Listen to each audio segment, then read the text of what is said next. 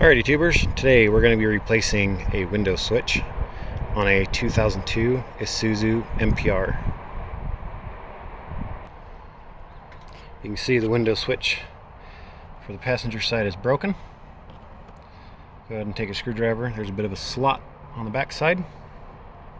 Gonna pry that up. Pull your switch out. There's a tab on the bottom side of this plug. Gonna pull, wiggle, there we go.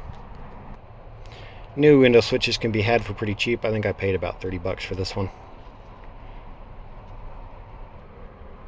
Gonna go ahead, plug that guy in, drop it down pretty well straight down in. There's a bit of a catch right here that needs to go underneath the plastic. Pushing forwards and down at the same time, that guy will go into place. And she works. Really simple video for you guys today. Hope you guys enjoyed. See you. Bye.